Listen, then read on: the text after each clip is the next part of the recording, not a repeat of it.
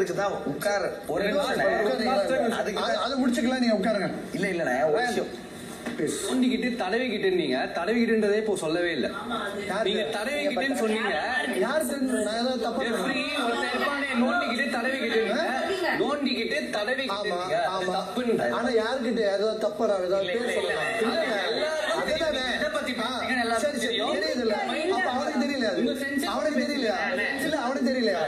அவனுக்கு தெரியலையா? அவனுக்கு தெரியலையா? அவனுக்கு தெரியல.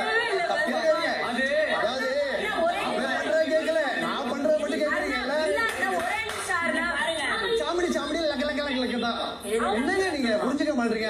அவன் பண்ணத கேட்கல, அவன் பண்ணத கேட்கல, நான் பண்ணத மட்டும் கேட்பீங்களா? இது நீங்க அங்க கேட்கல. சரி இல்ல இல்ல நான் ஒரு சொல்றேன், நான் கேட்கணும். நீங்க பாயிண்டிங்க கேட்கல, நான் கேட்கிறேன், அவ்வளவுதான். எனக்கு அதான் உரிமை இருக்கு. சரி ஓகே ஓகே அதான் ஏன் சொல்றேன். ஒண்ணு கேளுங்க, நாங்க உட்கார ரெடி. ஆனா சேரன் கடைசியா உங்ககிட்ட ஒண்ணு சொன்னாரு, வார்த்தைகள் முக்கியம். கரெக்டா?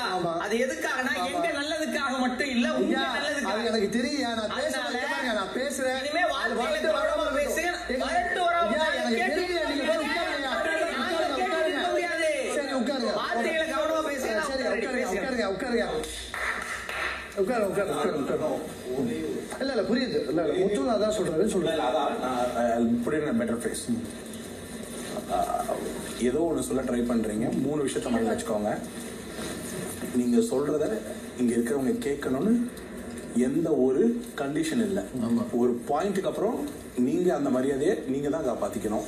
அது அது அது அதுக்கு டெக்காரம் கலந்துடாமல் பார்த்துக்கணும். சரி ஓகே ரைட். இப்போ அடுத்து ரயான் டிடிஎஃப் டிக்கெட் ஃபினாலே போகிறீங்க. அதுக்கு வாழ்த்துக்கள். நல்ல விஷயம். ஏன்னா